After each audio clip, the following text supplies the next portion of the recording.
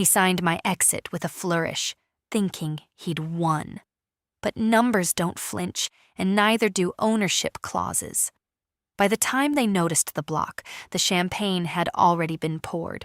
The fluorescent lights above buzzed with the kind of indifference only an office can master. I sat across from him, our CEO, while he clicked the pen like it was a trigger, and I was already gone. "This is just paper," he said, not looking up as the ink cut into my exit form. It was almost poetic, the stark contrast between his finality and my silence. He thought this was closure. He thought this was the end. But the real ink had dried long ago on something he never bothered to read. Behind him, the skyline glimmered like temptation. His corner office was perched high, glass walls basking in the golden hour, as if the universe itself approved his signature. A glint of arrogance played across his cufflinks. Custom, silver, probably engraved, probably gifted, probably forgotten, like everyone else. He slid the form across the table, a smirk half formed. "Thanks for everything, really." I nodded, not because I believed him, but because it didn't matter. Not anymore. 2 months earlier. It started with a whisper in the legal team's Slack thread. "Deal stage flagged for unusual review priority. Thoughts?" I wasn't tagged, but I saw it. At the time, I was still in the loop, still CC'd on the late-night updates and shadow drafts. You learn to read tone like a language in this business, and something in that message screamed caution. Not for them. For me. I'd worked 6 years building that product line from napkin sketch to acquisition bait. No debt. Real users. Patent-pending IP. And I held on to something others had dropped the moment their vesting cliff hit. My shares. Not performance options, not phantom equity. Real, untouched, inconveniently structured shares. The kind that needed my signature to move. 2 days after that Slack whisper, the meetings started disappearing from my calendar. Then came the polite misfires. "Oh, thought you were looped in." "That was internal, but happy to update you." "Let's sync offline." It felt like walking into a room you used to own, only to find your name missing from the door. And then, one afternoon, I walked into a Zoom call I wasn't meant to attend, because they'd forgotten I was still admin on the main calendar. The exit plan folder sat wide open on screen. They froze when they saw me. I didn't, because I'd seen enough. Over the next week, I became a ghost in the building, not fired, not gone, just transparent. My badge still worked, my emails didn't bounce, but doors didn't open for me the same way. Even the receptionist had started saying my name like a question. "Hey, you're still here?" Yes. And no. Then, legal requested a quick sync. One lawyer, mid-30s, all confidence and cashmere, leaned forward and dropped it like a lit match. "You know she can block this, right?" He meant me. He didn't say my name. The other lawyer winced. "Technically, yes, if she still holds the originals. Which, I believe she does." They didn't know I was listening from the hallway. They didn't know I'd read every version of the exit clause twice. Once for survival, once for sport. I wasn't the loudest, but I was the last, and sometimes that's enough. The boardroom had a scent, not of betrayal, that would have been too poetic, but of fresh toner, nervous sweat, and that overly ambitious citrus air freshener someone from ops insisted on using. It was the kind of room where empires pretended to be built, but were mostly just bought and sold over finger-pointing and catered lunches. I sat in the corner now, not at the table, not even near the window, just there, like a roomer with a badge. They thought I was done. Final paperwork signed, email revoked, my name erased from the org chart with a few cold strokes in Excel. But my shares weren't, Somehow the legal team had missed it, or ignored it, probably the latter. Because I'd made sure, my shares were tucked into an old Delaware agreement, tucked beneath amendments no one reads, shielded by the fact that I never transferred them when the structure shifted. They were legacy. They were binding, and I was the only one who remembered. It was all too neat how they tried to wash me out. There was no confrontation, no HR drama, no Zoom meltdown. Just a quiet compression of my presence, like being folded out of a page, until the deal started. I caught wind of it through a redacted draft forwarded to me by mistake. It arrived in my personal inbox with the subject line, "Updated language, Target Corp restrictions." I stared at it for 2 minutes straight, because there, in the messy, unreviewed text, was my clause. Subject to blocking rights retained by founding shareholder B. See Schedule D, original cap table doc. B, as in me. It was buried like a landmine, but it was there, still ticking. I forwarded nothing. I replied to no one. I just printed it on real paper and slid it into my kitchen drawer between the warranty for a broken blender and a birthday card I never mailed. A week later, I called my lawyer. Not the one from work, the one from before. He picked up on the second ring. "You still have them?" "Yes." "All of them?" "Every share." There was a pause. "You know what this means?" I did, and I didn't. I knew it meant I wasn't powerless, but I didn't know just how much it would hurt them. At the next town hall, the CEO stood on the stage like a preacher mid-sermon. His voice was butter. His suit was fear. "We're entering an exciting new chapter," he beamed. "Our acquisition by Graywell will amplify everything we've built." Cheers. I was in the back, standing, not clapping. Behind me, one of the legal associates, fresh, nervous, new, whispered to another, "But she hasn't signed." The other one nodded, eyes wide. "She doesn't have to." The next morning, my phone buzzed with a meeting request. Urgent, deal close logistics, signature coordination. I didn't decline. I didn't accept. I let it sit, like my shares, untouched, because when they built the deal without me, they forgot what silence can cost, and the clock was still ticking. You think they'll figure it out before it's too late, or will they sign blind again? Stay close. The explosion hasn't happened yet. Enjoying the slow burn? This story's just getting started. Stick around. There's more power in silence than they ever saw coming. Drop a comment if you've ever been written off too early. Follow to see how a quiet clause rewrites a loud ending. The office cafe had always been too bright. The lights buzzed with artificial cheer. The air was chilled to keep ideas crisp, and the barista never spelled my name right, not even once in 6 years. Today, she didn't even look up when she handed me the cappuccino. I had become invisible, but I preferred it that way now, because while they discussed closing dates and due diligence over oat milk lattes, I was reading the updated merger draft. Again, it had changed, quietly, subtly. Page 47, section 6.4, B, subject to shareholder B consent unless waived by written agreement. Except I hadn't waived anything, and no one had asked. They were bluffing. I slid the printed page into the inside pocket of my blazer, finished my coffee, and stepped into the elevator. 4 executives and 2 interns, all pretending not to recognize me.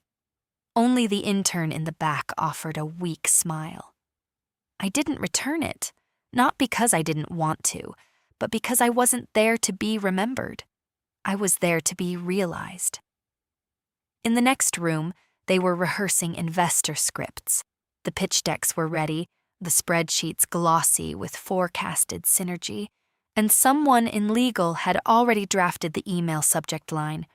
"We're excited to join Graywell." All without me. All without one critical stroke of ink. I watched them through the glass, not spying, just observing, every face calm except for the VP of Finance. She was checking her phone every 10 seconds. Good. She was the one who had forwarded the redacted clause to me by mistake. I doubt she knew. But somewhere in her gut, something was crawling up, the kind of anxiety that spreadsheets can't filter out. The day passed like a parade in reverse. Cheers at the beginning, slow dread settling in by 5 p.m., and at 5:12, it happened. My old Slack lit up, despite being disabled. Because someone forgot to remove me from a private channel. #deal-logistics. Message, still waiting on shareholder B. Someone call her? I watched it sit there. 2 minutes, 5, 10. No one replied. Because no one knew what to say. That night, I went home, opened a bottle of red I'd been saving for nothing in particular, and pulled the share certificate from my safe. Real paper, real ink, real power. I placed it on the kitchen table next to the exit form he'd signed with that smug flick of his wrist. 2 signatures, one ending and one beginning. Because they'd built this whole deal on sand, and I was the one stone left unturned. There's a particular kind of silence that lives in offices after dark, not peaceful, not empty, just watchful. The hum of servers, the distant clack of someone who stayed too long, the kind of air that presses against your skin like unfinished business. I walked the hallway slowly, heels echoing off the polished concrete. The badge still worked, another oversight. They hadn't expected resistance, not in silence, not from someone already signed out. But they forgot. Exits aren't always endings. On my old desk sat a branded notebook, still unopened. A welcome gift they gave the day we moved to this building. Mine had a note inside. Build what matters. I flipped to the last page, scribbled something small. Then slid the notebook into my bag and walked to the copy room. There, beneath the locked drawers, I found it. The binder. Original cap table. 2016 hand-initialed, laminated tabs, and just enough dust to say no one had touched it in years. They hadn't scanned it, of course not. Too old, too awkward. They just rewrote versions of it digitally, assuming the past could be versioned out like a typo. But the binder didn't lie. My signature, my date, my shares, not options, not advisory percentages, founding shares, non-dilutable, blocking rights intact. I photographed the page, then the clause, then the schedule, sent it to myself, and left the binder slightly ajar. Let them wonder who saw it last. The next morning, I received a text from a number I didn't recognize. Can we talk? Off record, please. No name, just desperation. I ignored it. 10 minutes later, a call from legal, no voicemail, just a missed call, then another.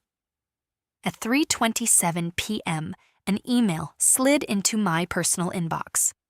Subject, urgent, signature clarification needed. Body, hi, hoping we can clarify some items or his cap structure before closing. Would appreciate a brief sync today or tomorrow. Let us know what works for you.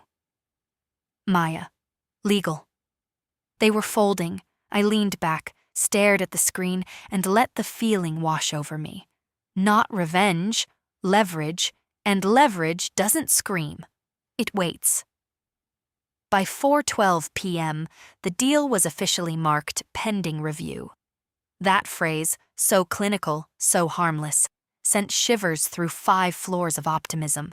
People noticed, whispers started, shares stopped moving, and somewhere in a boardroom dressed for celebration, someone said aloud, "She never signed, did she?" The next board meeting was virtual. Of course it was. Easy to mute, easier to pretend. Everyone wore their best digital masks. Good lighting, fake calm, background bookshelves arranged to whisper I'm competent. Don't worry. The agenda was tight. 10 minutes slotted for shareholder structure, final confirmation. 10 minutes to pretend I wasn't a problem. They went around, each voice landing with forced control. Legal confirms compliance. Finance confirms structure. Deal team is ready for final approval. Then a pause, just a beat too long. Still pending one signature, Maya said. And the temperature dropped, even through the screen. You could feel it. I turned off my camera. No one expected me to join. But the old Zoom link still worked. Another oversight. Maya's face was pale, the way only betrayal makes you. The CEO cleared his throat. I thought that was handled. Maya didn't look up. We assumed it would be. No one spoke for a full 10 seconds. That's a long time on Zoom. Then someone from Graywell, calm but sharp, asked, "So, does she have a legal block?" Maya answered carefully. "Yes, technically, she can stop the deal, entirely." Silence. Then the Graywell guy added, "Why wasn't this raised before?" A dozen faces flinched, none spoke. I left the call, because that was enough. Later that day, I received a handwritten note at my apartment. No envelope, just folded once. "There's still a place for you here. Let's talk." R, the CEO, his handwriting unmistakable, confident curves, messy pressure. It reeked of strategy. I tossed it into the sink and turned on the tap. Paper melts fast when it's soaked in regret. By 6 p.m., I had 4 unread emails from legal, 2 from PR, and 1, finally, from Graywell themselves. It was brief. "We would appreciate a discussion regarding your conditions for consent. Discretion assured." Conditions. That word landed like champagne in a quiet room. I had no demands, not yet. But they were asking, and asking meant something had shifted. I wasn't just a signature anymore. I was a gate, and some gates don't swing open for free. My apartment had never felt more like a war room. The table was strewn with printed pages, versions of the deal, clauses highlighted in neon defiance, notes scribbled in margins with the sharp edge of memory. A single lamp cast long shadows across the room, turning legalese into poetry. Outside, the city moved on. Horns, laughter, life. Inside, I was crafting terms, not revenge, not chaos, precision. Because if they were coming to my door now, I wasn't letting them leave with just a handshake and a thank you email. I drafted a response to Graywell. Polite, tight, legally clean. "Happy to discuss conditions under which consent may be granted. Please coordinate through counsel." B. No emotion, no heat, just a closed door they had to knock on. 10 minutes later, my lawyer called. "They'll offer equity," he said, voice clipped. "Not just payout, stake." "I want legacy," I replied. A pause. "You're not bluffing," he said finally. "No, and they know it." That night, someone from the original team messaged me on LinkedIn. "Hey, saw your name floating again. Didn't know you still had leverage, power move, respect." I didn't reply, because I remembered when they voted to restructure leadership. Smiles, nods, soft betrayals over sushi, and shared Slack threads. They saw me then as replaceable. Now, they saw me as the delay. The next day, a new term sheet arrived, my name at the top, language I never thought I'd see again. Founder Emeritus, Strategic Observer rights. They wanted me visible, tethered, silent. I rewrote one line. Observer status, at founder's discretion, and returned it. By Friday, the deal couldn't close without me. Their press releases were on hold, their exec tweets drafted but unsent. Graywell had paused the wire. The CEO, once so eager to erase me, now waited on an email. Just one, from me. Because I hadn't blocked the deal. I'd simply paused it, long enough to remind them. Paper signs the exit. But shares write the story. They scheduled a dinner, not a meeting, not a call, a dinner. Private room at a rooftop restaurant downtown, full view of the skyline, as if altitude could buy dignity. The host greeted me with a nervous smile. Right this way, they're already seated. They, plural. I stepped in and found 3 of them, the CEO, Maya from legal, and a rep from Graywell, with a face like a negotiation in human form, polished, cool, dangerous in stillness. The table was set with care, linen napkins, glassware that sang when touched. They'd even ordered wine already. Red, French, 2012. Expensive enough to imply flattery, not desperate enough to scream bribe. They all stood when I approached. Glad you could join us, the CEO said. He used the same tone as he did when he fired people gently. I took my time sitting, adjusted the chair, looked at each of them. No one spoke first, so I did. Why am I here? Maya leaned forward. To talk, off record, clean terms, no pressure. The Graywell rep cut in. We want to understand what you need. And there it was, what I need. I want the product to stay intact, I said finally. No gutting, no repackaging with someone else's name. The rep nodded, took notes. I continued. I want a clause in the deal preserving attribution, in perpetuity. Credit stays on every version. You want the tech, you keep the history. Maya didn't blink. We can draft that. I want advisory veto on strategic pivots related to it. Not control, just the right to object. Silence equals consent. The CEO shifted uncomfortably. Graywell rep nodded again. Reasonable. And then I looked at the CEO. And I want your next company to remember how this one almost fell apart because you didn't think I mattered. He looked at me for a long time, then surprisingly nodded once. I do now. It wasn't an apology, but it was as close as men like him get. We finished the dinner quietly. No toasts, no smiles, just a signed napkin with agreed language in ink, because formality can wait, but leverage doesn't. And when I stood to leave, I offered a single phrase that stopped them cold. I haven't signed yet. I let it hang in the air like a final act that hadn't been written, because I still could walk away. And the closer they got, the more they realized this story no longer belonged to them. The Monday after the dinner, their world held its breath. Emails sat unsent. Calendars flickered with tentative invites. The office hummed at half speed, like everyone knew something was coming, but couldn't say what. They were waiting, and they hated it. I spent the morning not replying. Instead, I went to the courthouse, not for drama, for documentation. I filed the updated shareholder clause under my name, time-stamped and certified. A copy would now sit in a place none of their shredders could reach, because I didn't just want leverage, I wanted record.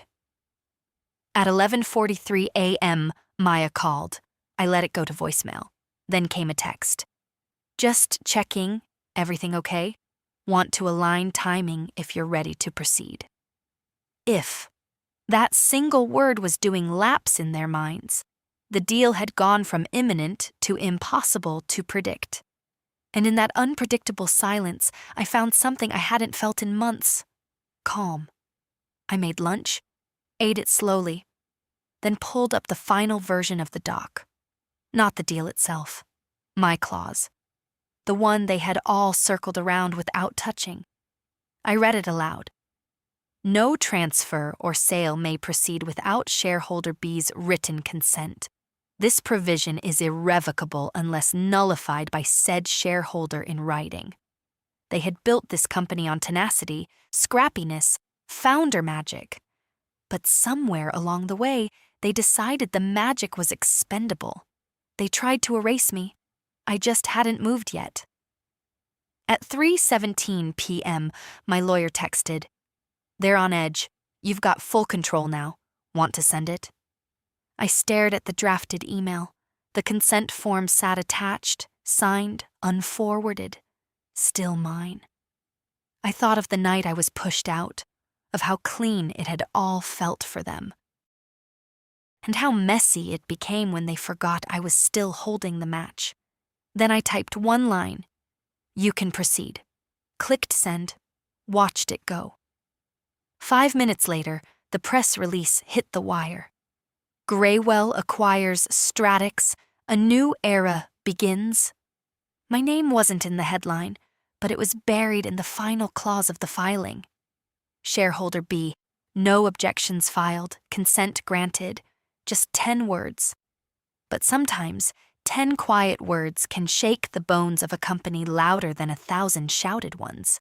The office was euphoric. Champagne corks, applause over Slack. "We did it!" emails with too many exclamation points. Self-congratulation echoed from every screen, every hallway, every rooftop toast they could organize before HR warned them about open alcohol near confidential documents. They had won, or so they thought. But deep inside legal's version history, far from the party playlists and scheduled LinkedIn posts, sat my clause. Now amended, now permanent. They'd gotten their deal. I'd gotten the one thing they never expected: presence, not as a ghost, not as a threat, but as an immovable piece of their future. A week later, Maya called again. This time I picked up. "Just wanted to say thank you," she said. The voice of someone who had seen the edge and stepped back. "You held your ground," she added. I sipped my coffee. "I just didn't move." Graywell reached out next, formally, respectfully. They wanted a conversation, ongoing, observer calls, optional, advisory access, if interested. "You're part of the DNA," the message read. I didn't reply right away.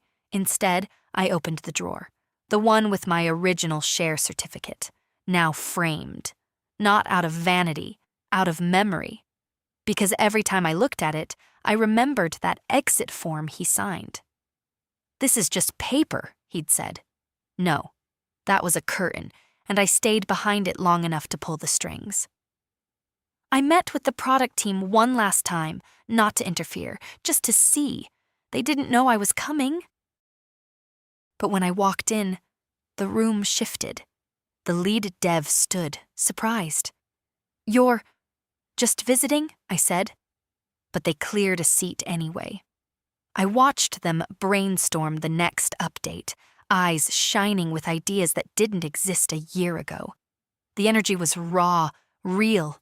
The thing I had built still breathed, and maybe that was the only win that ever mattered. Outside, the air was cool, clear, no press, no fireworks, just quiet. And me, walking away, not removed, but written in. 6 months later, the story had already faded, articles archived, champagne flutes long washed, LinkedIn titles updated to reflect the new hierarchy. But my name, still there, tiny, quiet, etched into the legal backbone of a company they once tried to sever me from like a vestigial limb. Turns out, some limbs remember how to move even after amputation. They invited me to the annual retreat. I declined, not out of bitterness, out of clarity.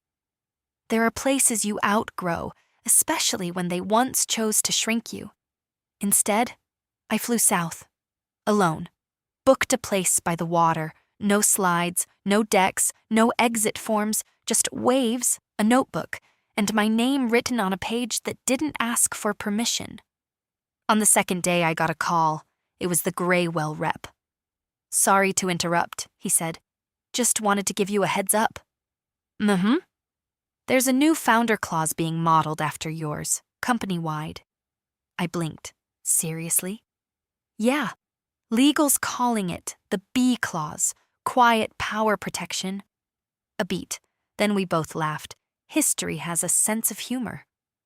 Later that night, I opened my laptop. A new company domain, a landing page, just a single phrase. "We help founders stay in the room, even when they're asked to leave.